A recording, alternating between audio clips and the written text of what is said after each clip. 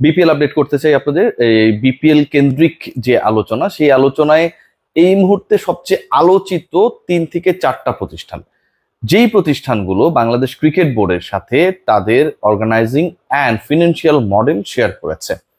আমি যতটুকু জানতে পেরেছি, কোনো পার্টিকুলার প্রতিষ্ঠানের নাম উল্লেখ না করে, যে এখানটায় এমন কিছু কিছু অফার্স বাংলাদেশ ক্রিকেট বোর্ডকে দেওয়া হয়েছে, যেখানটায় একটা সিজন করি, মানে পার সিজন করি, যেহেতু 5টা পার্টিকুলার সিজনের জন্য যাদের দায়িত্ব দেওয়া হবে তারা সেই দায়িত্ব পালন করবে।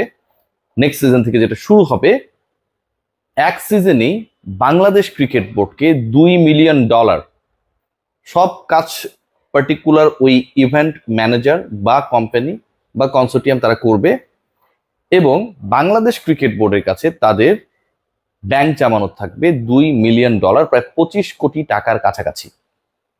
এরকম অফার বাংলাদেশ ক্রিকেট বোর্ডকে দেওয়া হয়েছে। পরের বিপিএল এ যদি এটা সত্য হয়, এর বাইরেও যে বিকল্প প্রস্তাবগুলো গেছে সেখানেও একটা খুব ইন্টারেস্টিং প্রপোজাল আমি যতটুকু জানতে পেরেছি ছিল বা আছে, সেটা হচ্ছে বাংলাদেশ ক্রিকেট বোর্ডের এই আয়োজনটা করতে গিয়ে কোনো এক পার্টিকুলার কোম্পানি তারা বলেছে যে তারা পুরো ম্যানেজমেন্ট করবে, সকল অর্থ ব্র্যান্ডিং এর থেকে শুরু করে টাইটেল স্পন্সরশিপ থেকে শুরু করে এভরিথিং, সকল অর্থ বাংলাদেশ ক্রিকেট বোর্ডের কোষাগারে, বাংলাদেশ ক্রিকেট বোর্ডের ব্যাংক অ্যাকাউন্টে জমা হবে। কোনো টাকা ওই পার্টিকুলার কোম্পানি নেবে না, পুরোটাই বাংলাদেশ ক্রিকেট বোর্ডের কোষাগারে জমা হবে। সেখান থেকে পরবর্তীতে তারা আবার 25 কোটি টাকার একটা মোটামুটি প্রপোজাল দিয়েছে, যে এরকম ভাবে তারা এই স্ট্রাকচারে তারা 25 ক্রোড়ের মতো টোটাল রেভিনিউ করতে পারবে, যেটার আবার শেয়ারিং এ প্রত্যেকটা দল আফটার দ্য বিপিএল পাবে অলমোস্ট 2.5 কোটি টাকা করে। I am telling everything seriously. নতুন দল নিয়ে আপডেট, এই ডিসকাশনে আসবো, তার আগে নতুন দল নিয়ে আপডেট করি। রাজশাহীর মিস্টার শফিককে তো আপনারা কেউ ভুলবেন না। মিস্টার শফিকের দল পরের বিপিএল এ থাকছে না, এবং রাজশাহীর একটা দল মোটামুটি কনফার্ম হয়ে গেছে।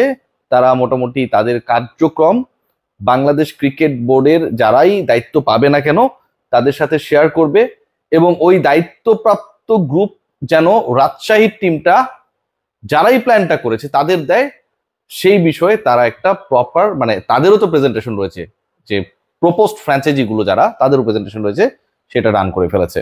সেই দলটা রাজশাহীর পরবর্তী দলের নাম হতে পারে রাজশাহী এক্সপ্রেস। রাজশাহী এক্সপ্রেস এখন পর্যন্ত যে তথ্য আমার কাছে রয়েছে। আবুধাবি টি10 লিগে আপনারা জানেন যে অনেকগুলো দল পার্টিসিপেট করে। এর বাইরেও বিভিন্ন যে ফ্র্যাঞ্চাইজ টুর্নামেন্ট গুলো হয়, সেটা টি20 হতে পারে, টি20 হতে পারে, সেগুলোতে অনেকগুলো ফ্র্যাঞ্চাইজ পার্টিসিপেট করে। ইন্টারন্যাশনাল ফ্র্যাঞ্চাইজ লিগ বা বাংলাদেশের বাইরে যেই ফ্র্যাঞ্চাইজি লিগগুলো অনুষ্ঠিত হয়, সেগুলো থেকেও অন্তত একটা দল আপকামিং বিপিএল এর অংশ হবার সম্ভাবনায় দারুণভাবে এগিয়ে রয়েছে। এই খবরটাও আমার কাছে রয়েছে। সেই দলটার নাম কি আমি এই মুহূর্তে বলছি না, বা কারাই চেষ্টাটা করছে সেই আলোচনাটাও যতক্ষণ না পর্যন্ত কোনো একটা প্রতিষ্ঠান বিপিএল ম্যানেজমেন্টের দায়িত্ব পায়, এরপরে তারা ফ্র্যাঞ্চাইজি হতে যারা আগ্রহী তাদের জন্য যে সার্কুলেশনটা দেয়, তার আগ পর্যন্ত আসলে পার্টিকুলারলি ওই দল বা ওই গোষ্ঠীর নাম বলাটা উচিত হবে না। তবে ইন্টারন্যাশনালি বিপিএল এ পার্টিসিপেট করার জন্য একটা group, they are very much keen to be the part of BPL. What about the other franchise? সিলেটে যে দলটা ছিল, যতটুকু আমার কাছে খবর রয়েছে, এর আগে আপনারা দেখেছেন সিলেট সিক্সার্স, সিলেটের দলটা হয়তো থাকছে না। সিলেটের আগের যে দলকে আমরা দেখেছি, মাশরাফি বিন মুর্তজা যেই দলের এক সময় নেতৃত্বে ছিলেন, যেখান থেকেই তাওহিদ হৃদয় নতুন করে উঠে আসা, সিলেটের ওই দল থাকছে না। তানজিম সাকিবও সেখানটায় খেলেছিলেন, এটা মোটামুটি নিশ্চিত। What about Chittagong Kings? Chittagong Kings এর সাথে বাংলাদেশ ক্রিকেট বোর্ডের আমি যতটুকু জানতে পেরেছি সম্পর্কটা আসলে স্পেসিফিকলি মানে ডেসক্রাইবেবল না। মানে এটাকে আপনি ভালো বলবেন নাকি মন্দ বলবেন, সবাই সবাইকে চেনে জানে, দুপক্ষ থেকে আমি যতটুকু জানতে পারছি, কিন্তু কারোর সাথে কারো কমিউনিকেশনস এর জায়গাটা খুব একটা স্মুথ না। আমরা সমকাল একটা রিপোর্ট দেখেছি যে 46 কোটি টাকা বাংলাদেশ ক্রিকেট বোর্ড তারা চিটং এর কাছে পাওনা, সেটা দাবি করে লিগালি তাদের কাছে গেছে, এবং এটার উত্তরও সম্ভবত চিটং দিয়েছে ওই পত্রিকার বরাতে, যে তারা আসলে এটাকে মিউচুয়াল আন্ডারস্ট্যান্ডিং এর মাধ্যমে, আরবিট্রেশনের মাধ্যমে এটার একটা সমাধান চায়। সো এই ঘটনাটা অন্তত আপকামিং বিপিএল এর আগ মুহূর্তে চিটং এর কাছে বিসিবির উকিল নোটিশ, লিগাল নোটিশ, 46 কোটি টাকা দাবি করা, আপনি যদি মেলাতে চান, 2-2-4 মিলাতে চান, চিটং কিংসের পরের বিপিএল এ থাকার সম্ভাবনাকে অনেকাংশে কমিয়ে দেয়। সিরিয়াসলি বলছি, এটা আমার অ্যাজাম্পশন, এটা কোনো পেন এন্ড পেপার ডকুমেন্টস নেই, এটা আমার অ্যাজাম্পশন। এর বাইরে 3টা দল ফাইনাল, রাজশাহী এক্সপ্রেস যদি হয় সেটা সহ 4টা, বাইরের যে একটা টিমের কথা বলছি সেটা সহ 5টা।